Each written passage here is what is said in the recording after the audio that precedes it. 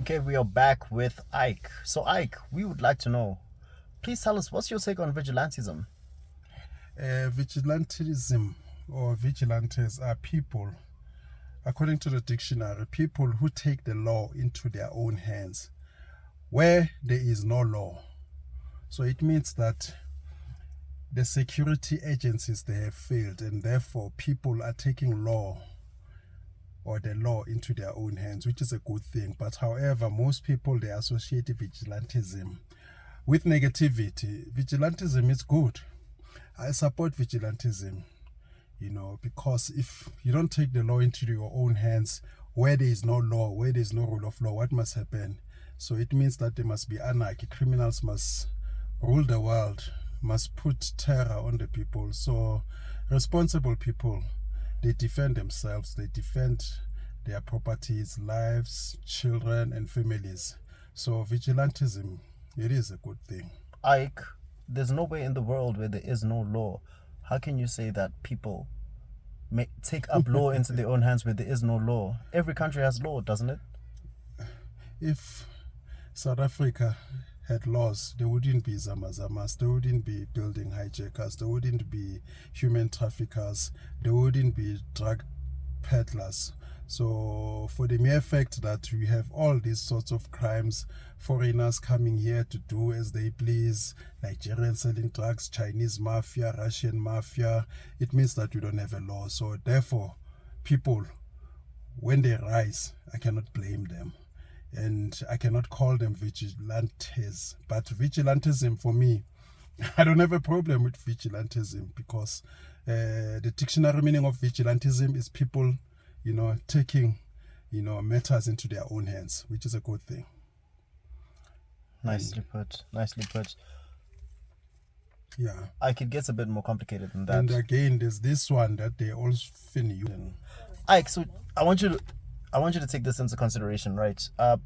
There's a reason why there's a legislation, okay?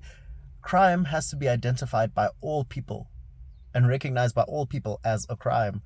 In the case of vigilantism, somebody may recognize one act as a crime, and in the same case, another person may not recognize that as a crime. So that crime definition becomes subjective. I see. Do you understand? You wanna go to the kangaroo courts where people make mistakes and maybe probably persecute wrong people. Exactly. Well, yes, That's the problem with vigilantism. And that's the problem with the justice system. There's so many people who are convicted, they've never done the crime.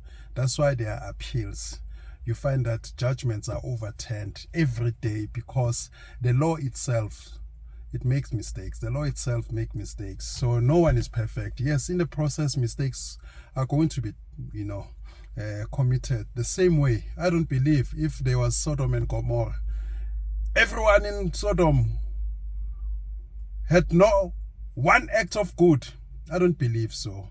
So sometimes innocent people, are sacrificed, or unfortunately they fall victims. Like in jail, you cannot tell me that everyone in jail is a criminal. So many people mistakenly convicted because of they didn't have lawyers, good lawyers. Sometimes the judges are corrupt. Sometimes there is no evidence, to set them free. There's so much against them, but, they didn't do the crime. Okay. So in your eyes, mob justice is good. Anyway, moving on. This world is mob justice. It's mob. People group themselves, whether they've got degrees, they've got qualifications, they've got guns, but this world is ruled by mobs. We've got banking mobs. You've got mobs in medical fields, insurance mobsters running the insurance cartels or insurance policies, whatever that, yeah. Okay. Nicely put. Last but not least, we will not end this conversation without discussing your hatred for foreign nationals. I mean, it's worldly known that you do not like people that are not South African, and you often label them as criminals. So to the South African that's saying crime is crime and it shouldn't be associated with a particular nationality, crime should be labeled as criminals. Because I've got Nigerian friends that are very good. Do you see? You can't look at a Nigerian and say, this guy is a Nigerian fraudster. I've got Zimbabwean friends who are very good. So please expand on that. Why do you always associate identity, nationality with crime. So little goodness in Nigerians and Zimbabweans that are here. Most people who are here, they came with malicious intentions. But this thing of saying crime is nonsense. We know that crime has identity, it has nationality, it has gender, it has, race, it has age. When people saying they're being violated by Nigerians, and then people are told, crime is crime. There are certain crimes that are done by certain nationalities. Food products that are brought here which are not proper, or fake products. We know that we find the Ethiopian, the Somalians, building hijackings. There are crimes that did not happen here in South Africa prior to the arrival of foreigners. Infrastructure destruction. You'll find Mozambicans, Lesotho nationals, Bozamazama, illegal mining, you'll find Basotho nationals. It is true. Even them themselves in Lesotho, in Nigeria, they do acknowledge that our people, they do these sorts of crimes. It's only here in South Africa where people want to defend these guys, some of them because they are friends, they are related with them, they've got children with them. I didn't ask people to have children with foreigners who are doing crimes here, and then they must be apologetic and defending nonsense. Crime has nationality. There's certain crimes, like in the taxi industries, that you can put even a tribe, or a nationality. You can say Zulus, Izinkabi, nowhere else we have Izinkabi. We don't have Izinkabi in America, in Russia. They might be called something else. La Casta Nostra exists in the Italian families. So crime has nationalities. There are certain crimes that are done, by certain nationalities. Countries. And if you paint this nationality with this particular stain of a crime, what about the Nigerians that aren't criminals? Are they now purged? Are they now persecuted as Nigerian the fraudster? Unfortunately, when you talk of Nigerian criminals, these so-called good ones, they don't even come out, they don't even call their brothers, to order. But I will tell you this, statistics by its nature, when you collect stats, you generalize. Obviously, there'll be that one who's not a criminal. But I cannot suffer, in a field full of 10,000 snakes because there's one snake that is not poisonous. I cannot open my doors in the house at night because there's that one person who's not a criminal. When you say South Africa is full of crime, I'm generalizing. There's nothing wrong with generalization. People put it as if you've done something wrong. We generalize all the time. When I say in South Africa there's 60 million people, no, it's a lie. There's 60 million plus, maybe 2,000, 5,000. So it's okay to generalize. It's okay to say that, don't trust strangers. Not all strangers are bad.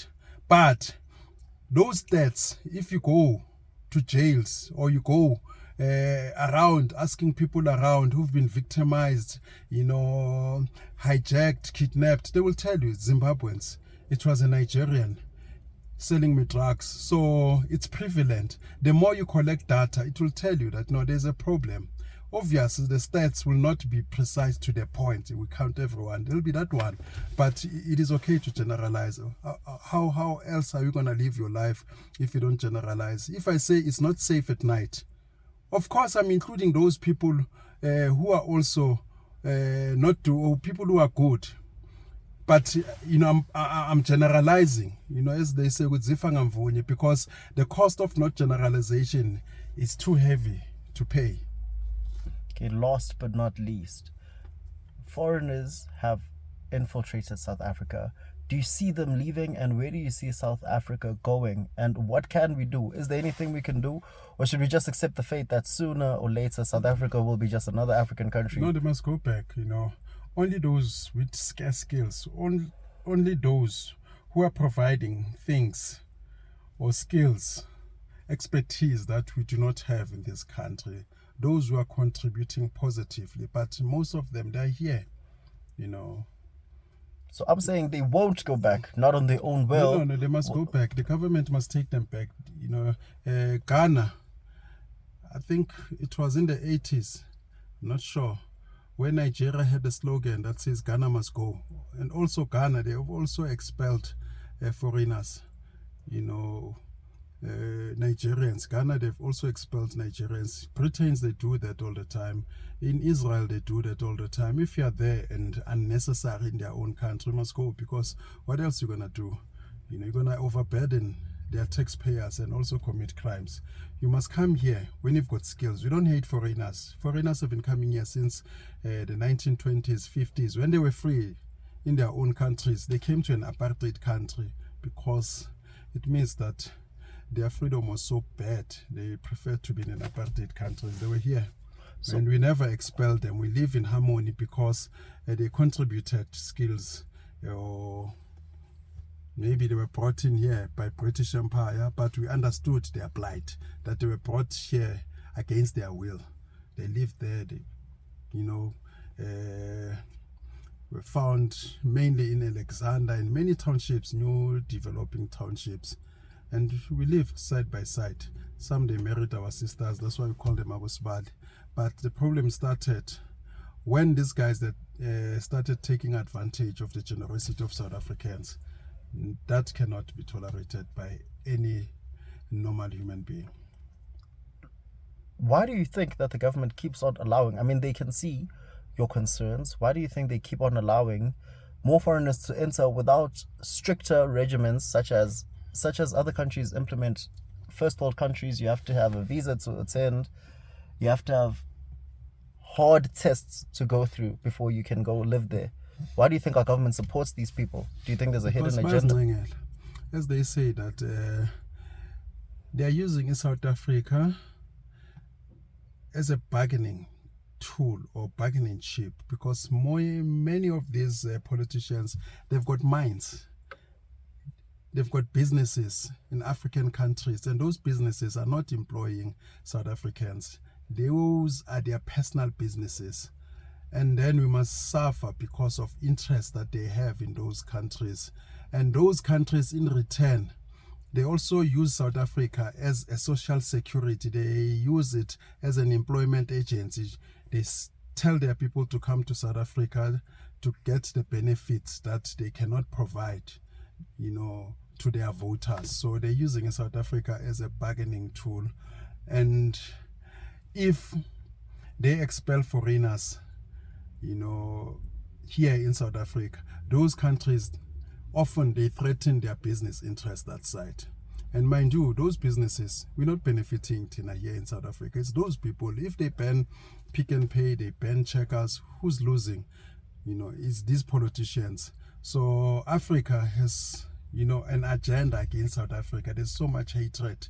Because if you rise today and say Nigerians are hijacking buildings, and you rise against them, the whole of Nigeria, will start to rise against South Africa, will mobilize, they will ban businesses owned by South Africans outside. So, and most of those businesses are owned by politicians and corporates. So the corporates, they rather turn a blind eye to what is happening here to safeguard their interest in those countries. That's why we are suffering. Thabo Mbeki has mine in Zimbabwe.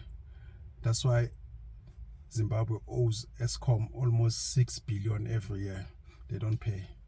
So they use our soldiers under the pretense of keeping peace in Burundi, in all those countries. And in return, these dictators, they give mineral rights to these politicians. And the benefit doesn't accrue to South Africans. It accrues to politicians. If MTN is making profit in Nigeria, does it flow into South African pockets? No, it doesn't. It's only those few shareholders, the Mutsipes of this world, the Tokyos, the Makozomas, the Mbegis, the Ramaphosas, who are making money. So we are suffering because of the interest that these corporate thugs and politicians have in those countries. Wow, thank you so much for your time. Do you see us going anywhere? Do you see us changing in any way? Change will come. Do you see the situation changing? Change will come. Who thought apartheid would end? I can see apartheid in Arabic countries, even though it was hijacked at the end, the Arab Spring, even though dictators found themselves via backdoor the military generals who took advantage of that revolution. But it happened. You never thought that you'll see people rising in Tunisia, in some of the Arab countries, but it did happen. So, no one can stand on the way or in the way of revolution, whose time has arrived. All right, thank you so much for joining us, Ike, and we will see you next time. Okay.